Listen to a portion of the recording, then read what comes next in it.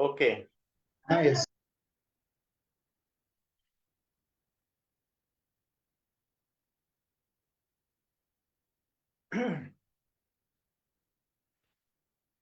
श्री राम। गुरुर्ब्रह्मा गुरुर्विष्णु गुरुर्देवो महेश्वरः, गुरु साक्षात् परब्रह्म तस्मै श्री गुरुवे नमः।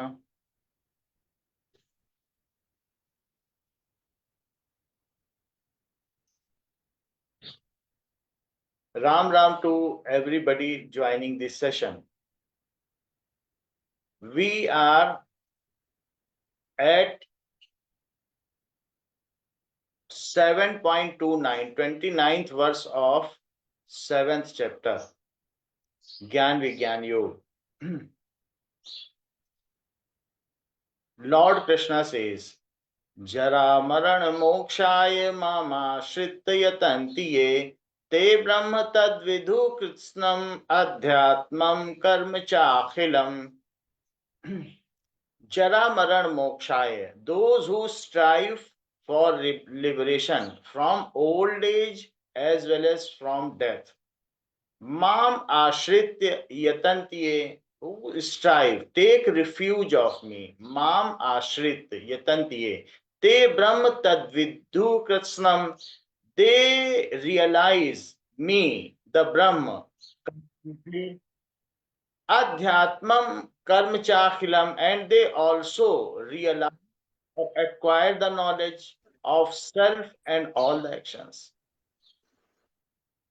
जरा और मरण से मोक्ष पाने के लिए भगवान 7वें अध्याय के अंत में कहते हैं, जो मनुष्य वृद्धावस्था और मृत्यु से मोक्ष पाना चाहते हैं, इनसे मुक्त होना चाहते हैं। जीवन में सबसे जो कष्टप्रद अवस्था होती है, एक ऐसा लगता है दूसरे लोगों के लिए तो मृत्यु होती है, मनुष्य तो शरीर छोड़ देता है, लेकिन जिनका मोह होता है वो चाहते हैं कि उनके स्वजनों की मृत्यु ना हो। और हमारे खुद के लिए जो जरा अवस्था है, सारे आयोजन जीवन भर उसी के लिए किए जाते हैं, सारे जोड़ तोड़, धन का संचय, सब कुछ उसी के लिए किया जाता है। बच्चों को भी इसी आशा से पाला जाता है कि हमारी जरा अवस्था में वे हमारे लिए सहायक होंगे। तो मनुष्य जरा अवस्था नहीं आने देना चाहता, और जो दूसरे हमारे स्वजन हैं वे हमारी मृत्यु नहीं होने देना चाहते। मनुष्य स्वयं भी नहीं चाहता, क्योंकि अक्षर है वो, उसका जो स्वभाव है वो सदा बने रहने वाला है। जो आत्मा का स्वभाव है वही मनुष्य का स्वभाव। तो जरा और मरण से मोक्ष पाने के लिए जो मेरा आश्रय लेकर प्रयत्न करते हैं, भगवान कहते हैं जो मेरा आश्रय लेते हैं, मेरी शरण आ जाते, वे उस ब्रह्म को, संपूर्ण अध्यात्म को और संपूर्ण कर्म को जान जाते हैं। यहाँ तीन बातें भगवान ने कही कि वे ब्रह्म को जान जाते हैं, अध्यात्म को जान जाते हैं और कर्म को जान जाते हैं।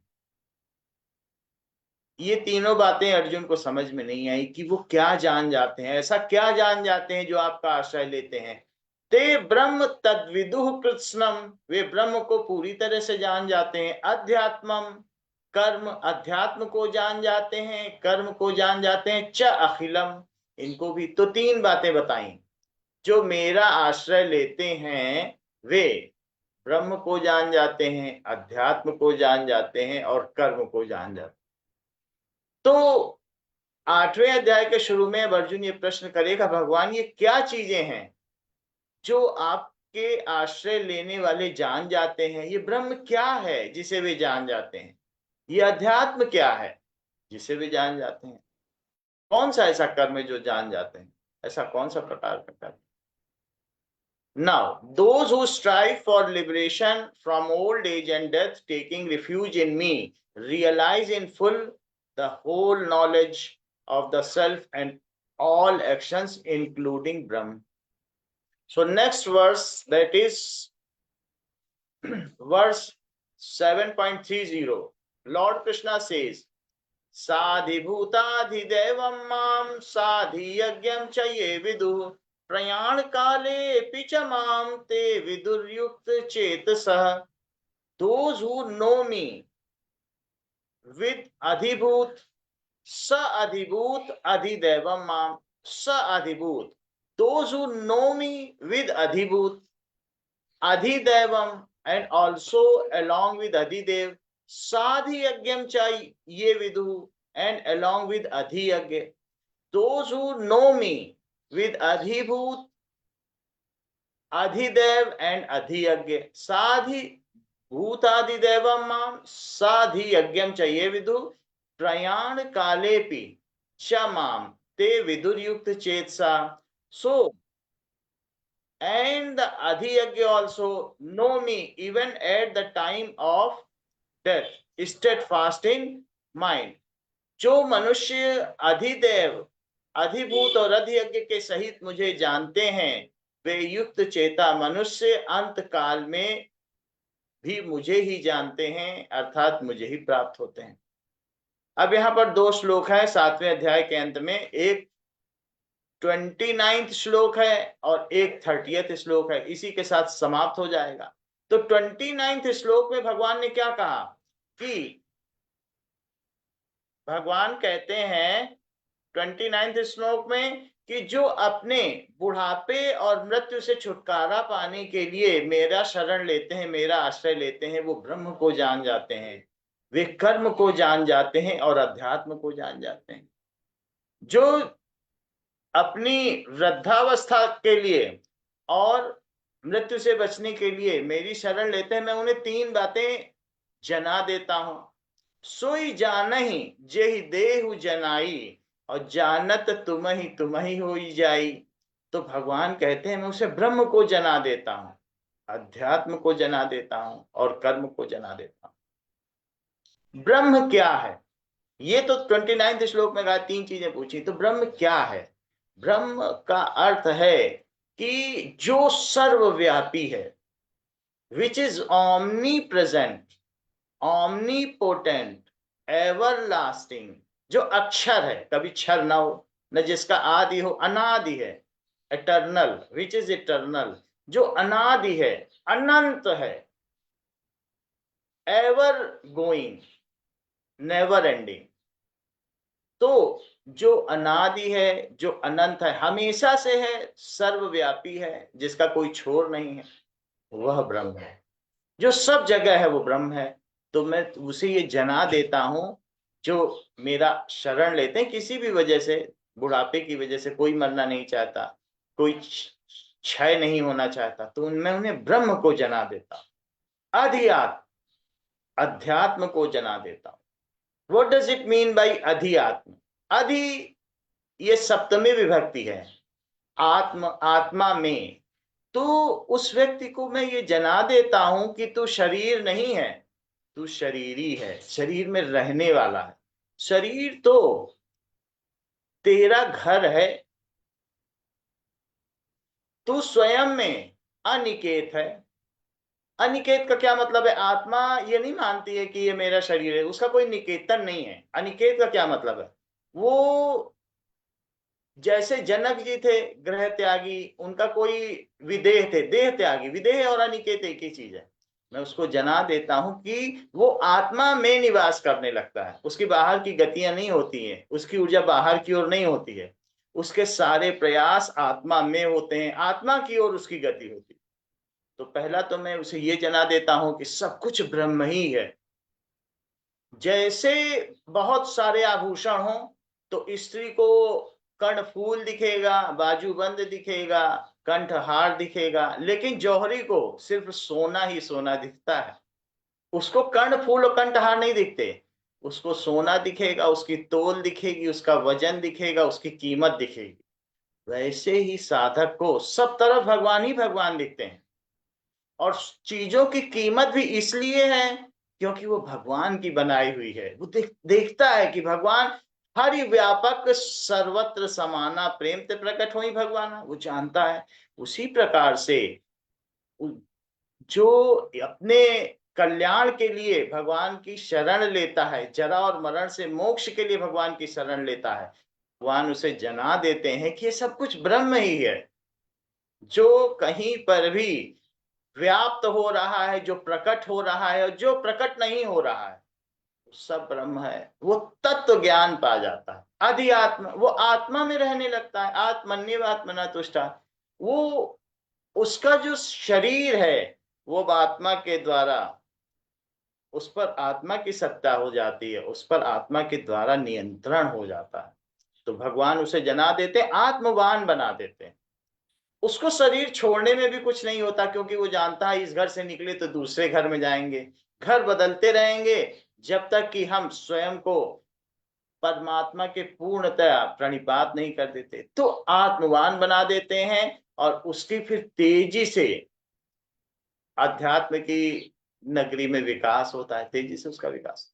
तो भगवान ने कहा कि जो जरा और मरण से छुटकारा पाने के लिए मेरी शरण आते हैं, मैं उनको बता देता हूं कि ब्रह्म क्या है, अध्यात्म क्या है, और तीसरी चीज बता देते हैं कर्म क्या है। तीन चीज बता देता हूं, ब्रह्म क्या है, अध्यात्म यानी तू आत्मवान है। तो दो चीजें हैं, एक क्षेत्र है और एक क्षेत्रज्ञ है। वैसे तो इस धरती पर स्थावर और जंगम दो प्रकार के प्राणी हैं। एक है जो चल नहीं सकते, जो स्थिर हैं, उन्हें स्थावर कहते हैं। जो चल फिर सकते हैं वो जंगम है। जैसे पेड़ पौधे, ये चल फिर नहीं सकते लेकिन इनमें जान है, तो स्थावर है। और जंगम जो यहाँ वहां विचरण करते हैं भोजन की तलाश में, वो जंगम है। ये सभी प्राणी जो बने हुए हैं, इनमें उत्तरोत्तर विकास होता चला जा रहा है। तो ये क्षेत्र और क्षेत्रज्ञ के परस्पर क्रियाओं से उत्पन्न होते हैं। जब क्षेत्रज्ञ का मतलब है पुरुष और क्षेत्र का मतलब है प्रकृति, जब पुरुष अपने को प्रकृति में आधान करता है, जब पुरुष, पुरुष एक परम पुरुष है और आत्मा भी उसी का ही कण है। तो इस तरीके से भगवान क्या करते हैं, भगवान एक होता है कि महाप्रलय और एक होती है महासर्ग। महाप्रलय का मतलब है भगवान कुछ देर के लिए जब विश्राम करते हैं, सो जाते हैं काम करते करते, तो सारी चीजों को, सारे संसार को, सारे स्थावर जंगम प्राणियों को समेट लेते हैं। कैसे समेट लेते हैं, उनके संस्कारों से, कि भाई तुम्हारा जितना जितना है संस्कार, अब ठीक है, अब थोड़ी देर के लिए हमें सोना है, तुम सब ऐसे के ऐसे आ जाओ, और जब मैं फिर से महासर्ग करूंगा, प्रकृति की फिर से उत्पत्ति करूंगा, फिर से तुमको सुषुप्तावस्था से जगा दूंगा। अभी सब तुम लोग सुषुप्तावस्था में जैसे हो, संस्कार खेल फिर शुरू होगा, वहीं से शुरू होगा जहां से तुम्हें हम समाप्त कर रहे हैं, जहां से खेल कांति वहीं से शुरू होगा। तो सब अपने संस्कारों सहित सूक्ष्म अवस्था में, अपने जो भी एक स्थूल शरीर है, एक सूक्ष्म अवस्था में हम सब उन्हीं में समा जाते हैं। फिर जब महाप्रलय के बाद बहुत समय बाद फिर महासर्ग होता है, तो भगवान अपनी लीला का विस्तार करते हैं। अपने में से ही वे त्याग करके वे अपने को कई रूपों में प्रकट करना चाहते हैं और उस खेल को देखना चाहते हैं। ऐसा भगवान की लीला है, वो ऐसा चाहते हैं।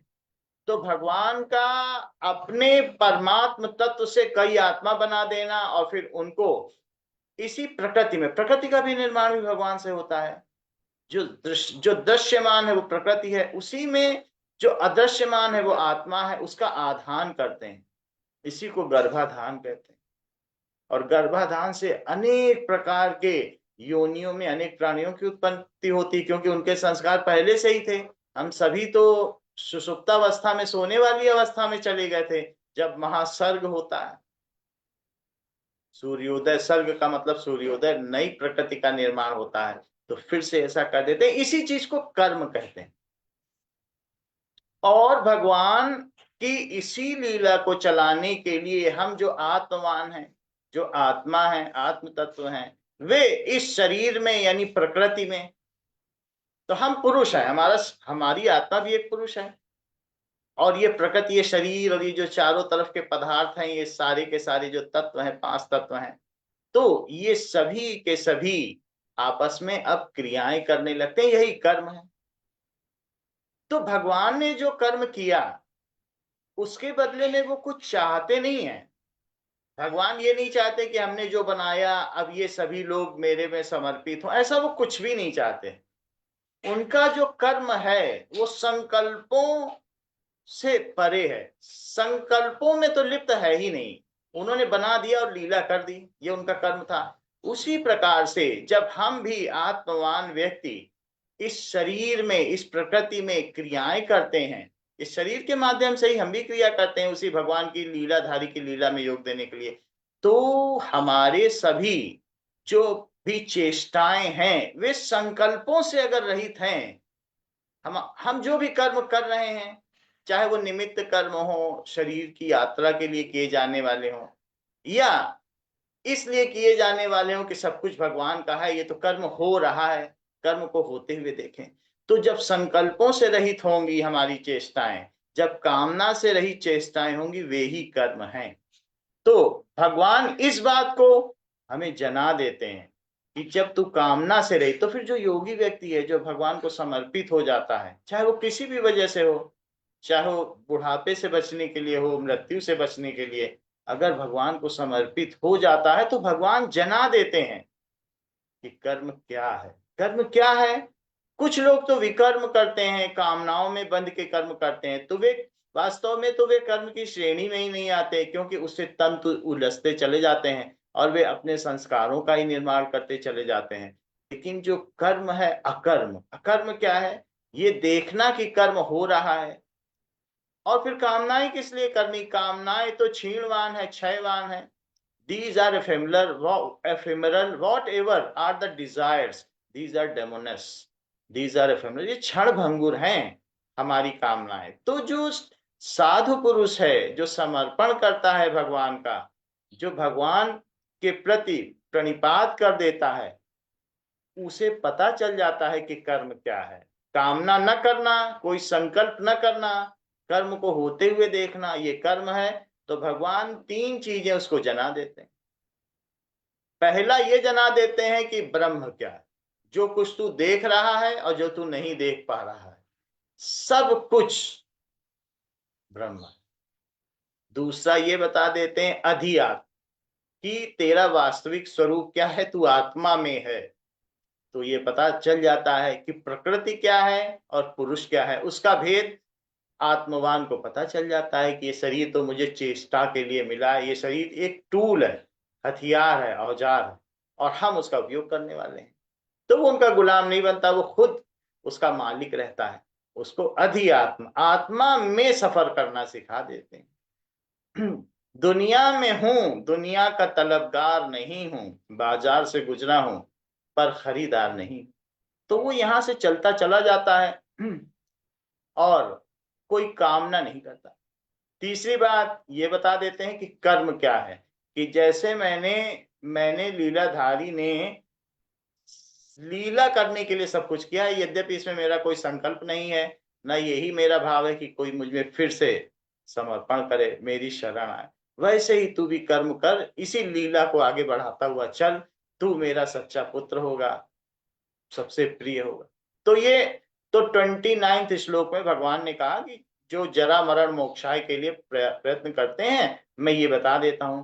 फिर 30वें श्लोक में भी भगवान कहते हैं कि और भी मैं क्या बता देता हूं, ये तीन चीज तो बता ही देता हूं, तीन और बता देता हूं, 6 चीजें बता देता हूं। सो वर्स नंबर 13, साधिभूताधिदैवं मां साधियज्ञं च ये विदुः प्रयाण काले च मां ते विदुर्युक्त चेतसः।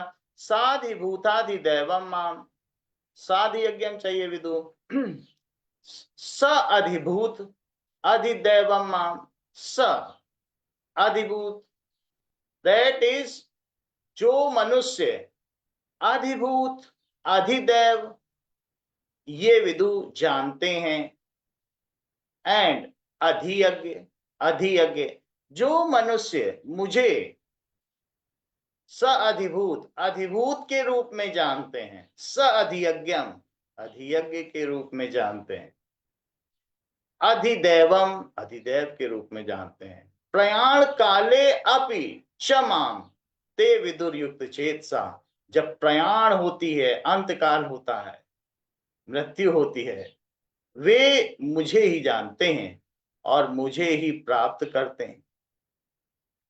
तो पहले तो ये इन्होंने बताया भगवान ने कि भाई जो मेरी शरण आता है तो मैं उसे तीन चीजें बता देता हूं, ब्रह्म क्या है, कर्म क्या है, अध्यात्म क्या है। और फिर वे मनुष्य, ये दोनों तरफ से है, वो मेरी शरण आया, मैंने उसको ये तीन चीज बताई, फिर वो भगवान की कृपा से जब ये तीन चीज जान लेता है, क्या तीन चीजें बताई कि ब्रह्म क्या है, दूसरी चीज क्या बताई, दूसरी चीज अध्यात्म क्या है और कर्म क्या है, फिर मनुष्य अकर्म करने लगता है, सारे संसार में परमात्मा का ही विलास देखने लगता है और आत्मवान हो जाता है। फिर वो मनुष्य आगे क्या करता है, वही मनुष्य ये देखता है कि ये अधिभूत जितने भी भूत प्राणी हैं, जितनी भी चीजें जो उद्दीपक हैं, जिन्हें हम छू सकते हैं, जिनके साथ हम क्रियाएं करते हैं, वे सभी चीजें क्षिति जल पावक गगन समीरा पंच रचित प्रभु शरीरा। तो ये जो भगवान का बनाया हुआ शरीर, ये जो जितनी चीजें हैं, उनमें मैं ही हूं, अधिभूत हूं। जैसे सभी सोने की कलाकृतियों में, आभूषणों में जौहरी सोना ही देखता है, वैसे भी वो देखता है, जो भगवान की शरण जाता है उसमें क्षमता आ जाती है देखने की। वो देख लेता है प्रकृति में जो जो भी है, इन सब चीजों में सोना सोना है, भगवान ही भगवान। वो तत्वतः जानने लगता है कि ये प्रकृति तो भगवान की ही बनाई हुई है और उसमें कण कण में प्रभु ज्योति विराजे। ऐसा तो जो हर प्रकृति के भूत प्राणियों में, जो यहाँ पर स्थावर है, जंगम है, जो जड़ है, चेतन है, सब में, चेतना तो खैरात्मवान है, जो यहाँ जितनी दृश्यमान चीजें हैं, इनमें जो भगवान देख लेता है, उस चीज को कहते हैं अधिभूत। भगवान ही अधिभूत है, इन सभी चीजों में भगवान ही निवास करते हैं, जितनी चीजें हम देख पा रहे हैं, जो पांच मूल तत्वों से मिलकर बनी है, उन सब में रहने वाला भगवान है। जो ये जानता है तो हमें ये समझना चाहिए कि भगवान ही अधिभूत है।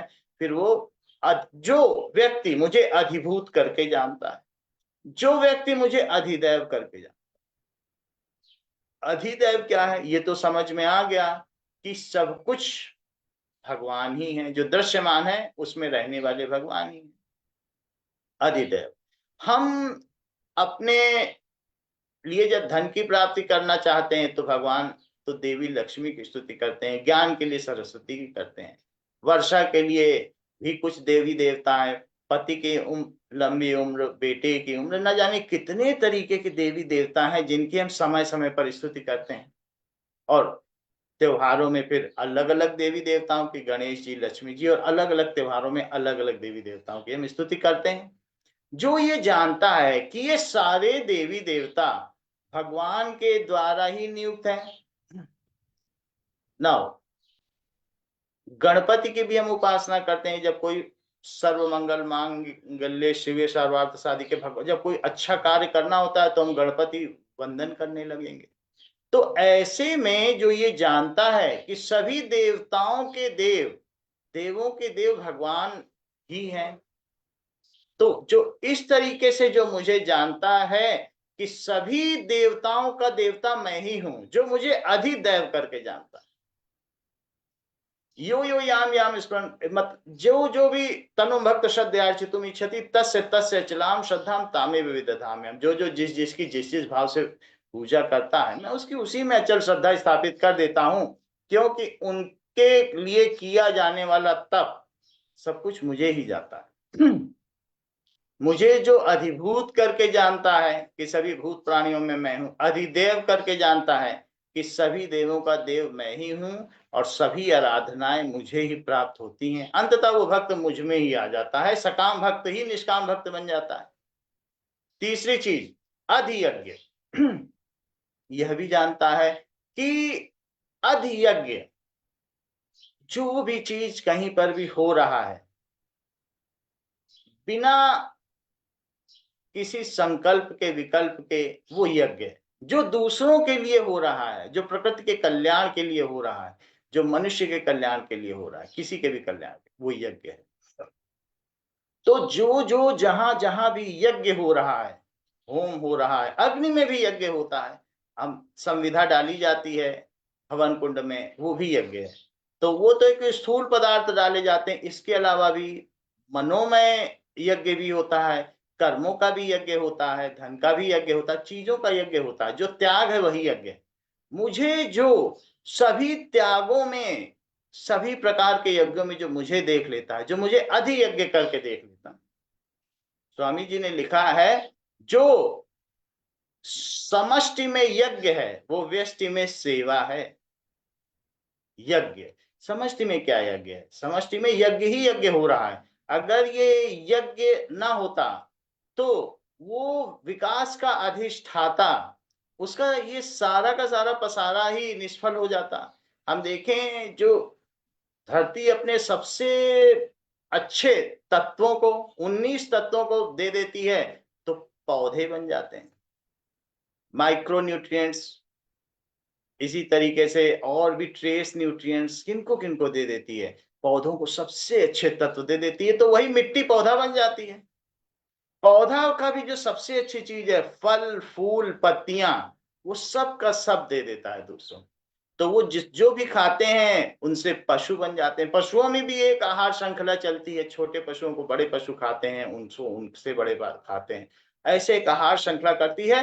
पशु तो अपने को समूचा ही दे देते हैं, खुद तो नहीं देते हैं, लेकिन भगवान ने ऐसी श्रृंखला, ऐसा नियोजन बना रखा है कि छोटे पशु बड़े पशुओं का आहार, उनमें भी यज्ञ की आदत भगवान डलवाते हैं। तो किसी के लिए त्याग कर देना, खुद का त्याग कर देना कि और श्रेष्ठ योनियों में चले जाएं, इस चीज को यज्ञ कहते हैं। तो हम ये देख रहे हैं कि सब तरफ यज्ञ ही यज्ञ हो रहा है। वृक्ष कबहु नहीं फल भखै, नदी न संचय नीर, परमारथ के कारण साधुन धरा शरीर। वृक्ष अपना फल तो नहीं। उसी प्रकार से मनुष्य योनि में भगवान ने हमको भेजा है, तो यहाँ पर जो समष्टि में यज्ञ है वो व्यष्टि में सेवा है। अब हम व्यष्टि का मतलब है, समष्टि का मतलब है प्रकृति। प्रकृति में जो यज्ञ है, हम हमारे लिए फिर क्या यज्ञ है? हम तो, हमें भगवान ने बहुत सारी शक्तियां दी हैं, कर्म की स्वतंत्रता दी है, तो यज्ञ क्या है? जो आप सेवा करते हो वही यज्ञ। आप कर्मों की सेवा कर दो, किसी के लिए कर दो, उसमें संकल्प न रखो, कामना न रखो। बच्चों के लिए भी अगर माँ बच्चों की सेवा करे और ये ना सोचे कि ये बुढ़ापे में ये मेरे लिए कुछ करेंगे, कुछ सोचे भी मत कि नहीं, और ये किसी से कहे भी नहीं कि मेरा बेटा विमुख हो गया है, तो ऐसी सेवा बहुत बड़ा यज्ञ हो जाती, क्योंकि माँ से बड़ा त्याग कौन करेगा? सिर्फ उसको यही नहीं सोचना है कि दुनिया में किसी से आशा न रखा करना, जब कोई ना हो अपना श्री राम कहा करना। आशा नहीं रखनी, घर ही में यज्ञ हो जाएगा। क्योंकि हम बाहर वाली का करें तो 4 लोग बोलेंगे कि घर का पैसा दे रहे हैं, किसी की सेवा करें तो ही 4 लोग बोलेंगे अपना समय दे। बेटे पे ही यज्ञ कर लो, बेटी पे ही यज्ञ करो, किसी से आशा ही ना रखो। पति है, एक सुहागन नई नई गई शादी कर गए, वो अपने पति पर ही जो सेवा करे वही यज्ञ मान ले। सिर्फ करना क्या है? किसी भी प्रकार की आशा नहीं रखनी, उससे कामना नहीं करनी, जो होता जाए। देने वाला कोई पोस्ट मास्टर नहीं होता है, मनी ऑर्डर देने वाला तो भगवान है, हम मान लेते हैं। इसको विपर्य दोष कहते हैं। विपर्य दोष का मतलब जो नहीं है, ना सतो विद्यते भावो ना भावो विद्यते सदा, उभयोरपि दृष्टो तत्वनियो तत्वदर्शी भी, हम मान लेते हैं। हमें नहीं मानना है कि पति दे रहा है, हमको ये नहीं सोचना है कि मेरा बेटा मेरे लिए कर रहा है, मुझे आसरा दे रहा है या नहीं भी आसरा दे रहा है। हमको जहां रखा है ये सोचें कि हमको त्याग करना है। माँ से बड़ा कोई त्याग नहीं, बस ये सोचना है कि ये बड़ा हो के करेगा, ऐसा ना सोचे तो वो यज्ञ हो जाता। तो भगवान कहते हैं कि जो मुझे अधि यज्ञ मानता है, जितने भी तरीके के कर्मों की सेवा, मन की भी सेवा होती है कि भगवान उसका भला हो। नहीं तो लोग तो दूसरे का बुरा ही सोचते हैं, उसका बुरा हो जाए चलो अच्छा हुआ, बहुत घमंड करता था अच्छा ही हुआ, ऐसा नहीं सोचना। हम नाप तौल करने वाले कौन होते हैं? सबके सर्वे संतु निरामया सर्वे भद्राणि पश्यन्तु मां कश्चित्, सभी का भला। हम आत्मवान होंगे, अगर हम जब तक आत्मवान नहीं हैं तभी तक, हम जब तक गुणों से प्रभावित हैं तभी तक सोचेंगे पूरा हो गया वो। तो ये देखो, अगर हम ऐसा सोच रहे हैं इसका मतलब अभी हम आत्मवान नहीं बने, क्योंकि भगवान सुहृदम सर्वभूतानाम, वे तो सबके हितु हैं। और हम आत्मवान, आत्मा तो भगवान का अंश है, परमात्म तत्व का। यदि हम आत्मवान होते तो जैसे दुर्वासा ऋषि के बारे में एक राजा थे, तो उन्होंने राजा, भगवान राम ने बोला, भगवान विष्णु ने बोला कि जाओ, जो राजा हैं, राजा का नाम अभी हमें पराशर याद नहीं आ रहा है, लेकिन राजा से बोला कि दुर्वासा से जाओ, जिसको तुमने श्राप दिया है उन्हीं के शरण जाओ। अगर उन्होंने तुमको बोल दिया कि मैं तुम्हारा अहित नहीं चाहता, तो तुम श्राप से मुक्त हो जाओ। ऐसे ही हम संसार में किसी का अहित ना सोचें, इसको मन की सेवा कहते हैं। मन की सेवा का मतलब अच्छा हो भगवान इसका भी करवा, ये बहुत बड़ी सेवा है, बहुत सूक्ष्म है, और इसमें बहुत शक्ति होती है। मन की सेवा करने, कर्म से कर सकते हैं। तो जो समष्टि में यज्ञ है वो व्यष्टि में सेवा है। अगर हम जब तीन चीजें बताई, ब्रह्म, तो ब्रह्म का क्या मतलब, जो सर्वव्यापक है, उसके लिए यहां पर बताया अधिभूत। तो भगवान जब ब्रह्म जना देते हैं तो वो ये जान जाता है कि अधिभूत, सभी जो दृश्यमान और अदृश्यमान में भगवान, यही तो ब्रह्म के जान जाने से अधिभूत का ज्ञान हो जाता है। दूसरा चीज बताया आत्म, तो अधिआत्म बताया, वहां ब्रह्म बताया, अध्यात्म और कर्म बताया। तो हम ये आत्मवान हो जाते हैं तो हम सभी चीजें जान जाते हैं कि जितनी भी ऊंची ऊंची, जितनी भी बड़ी बड़ी देव विभूतियां हैं, उन सब का भी देवता भगवान। हम ये भी जान जाते हैं कि सबसे बड़ा ईश्वर ही एक है जो सबका नियंता है। और तीसरी चीज कर्म, जब हम कर्म के स्वरूप को जानते हैं तो क्या ये नहीं जान जाएंगे कि अधियज्ञ कौन। तो अधियज्ञ का क्या मतलब है कि संकल्प रहित सारे कर्म हो रहे हैं। जो संकल्प कर लेता है वो मुख्य धारा से हट जाता है, वो बंधन बांध लेता है, खुद ही को बंधन बांध लेता है। तो जैसा भगवान है, हम आत्मवान हो जाएंगे, हमारे कर्म संकल्प रहित हो जाएंगे, हमसे यज्ञ होने लगेगा। सूर्य के उदय होने से बहुत सारे बैक्टीरिया भी मरते हैं, न जाने कितने बैक्टीरिया मर जाते हैं, कितने पौधों का सुजलाम सुफलाम और मलयज शीतलाम सस्य श्यामलाम मातरम, सस्य श्यामलाम, लहरा रही है खेती उस सूर्य के उदय होने से। तो ऐसे में सूर्य, यहाँ पर कोई संकल्प नहीं करता, दोनों चीजें ही की जाती हैं, लेकिन छठ में तब भी सूर्य की पूजा होती है। जब हम संकल्प रहित होते हैं, भगवान राम दिखने में तो लगता है सीता के उद्धार के लिए कर रहे हैं, लेकिन वे धर्म की रक्षा के युद्ध करते हैं। और ऐसे में उनके हाथों कोई रावण मारा भी जाता है तो वो भी, रावण भी मोक्ष को प्राप्त हो जाता है। तो जो संकल्प रहित होकर काम करते हैं उनका कार्य सोना हो जाता है। तो इस तरीके से हम संसार में जो भी कर रहे हैं, क्षण भंगुर कामनाओं के लिए कार्य न करें, दिखने में दूसरे को दिखाएं कि हम माँ है, बेटे के लिए कर रहे हैं, मन में ये रखें ये यज्ञ है, ये हमारे परम पिता के लिए की जाने वाला, सारा त्याग कर दें और आशा कुछ न रखें। पोस्टमैन ने नहीं दिया तो भगवान ने ही नहीं भेजा होगा। भगवान ने क्यों नहीं भेजा होगा, उसमें हमारा हित होगा। वही चैप्टर पढ़ाए जाएंगे दुनिया में, इस पाठशाला में, जो तुम्हारे के लिए काम के होंगे। तुम्हारी मर्जी से चैप्टर नहीं पढ़ाए जाएंगे। तुम टीचर से कहो कि टीचर इस बार के एग्जाम में ये सवाल देना, तो ऐसे थोड़ी ना परीक्षा होती है कि ये सवाल रखना, ये नहीं, और ऐसे परीक्षा पास करना चाहोगे। जो सवाल आएंगे वही तुमको अटेम्प्ट करने होंगे, उन्हीं सवालों को स्वीकार भी करना होगा खुशी खुशी, उनमें प्रयास भी करना होगा। प्रयास करने पर भी ना हो पाए तो भगवान तुम्हारे साथ है, उसके प्रणिपात होना होगा, उसकी शरण लेनी होगी। वो तुम्हारे पीछे खड़ा है, उसकी कृपा तुम में उतरने को आतुर है। बस तुम्हें समझना होगा, थोड़ा झुकना होगा, समर्पण करना होगा, कृपा उतरने को आतुर है। तो इस प्रकार से हम ये जान जाते हैं, साधिभूतादिदैवं मां साधि यज्ञं च ये विदु प्रयाण काले पिच मां ते विदुर्युक्त चेत। Those who know me with the adhibhut, adhiyagya and adhidev, that is pertaining to elements, pertaining to gods and pertaining to sacrifice, know me even at the time of death steadfast in mind। जो मनुष्य अधिभूत, अधिदैव और अधियज्ञ के सहित मुझे जानते हैं कि मैं ही सब कुछ हूँ, देवों का देव हूँ, भूतों का भूत हूँ और साथ ही साथ यज्ञों का यज्ञ हूँ, सारे यज्ञ मुझ में जाते हैं। वे युक्त चेता मनुष्य अंत काल में मुझे ही जानते हैं और मुझे ही प्राप्त करते हैं। इस प्रकार से 7वें अध्याय का यहाँ पर अंत होता है। नाउ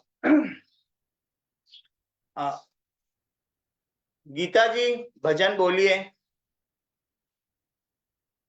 श्री राम राम नाम के साबुन से जो मन का मैल छुड़ाएगा, निर्मल मन के दर्पण में वह राम का दर्शन पाएगा।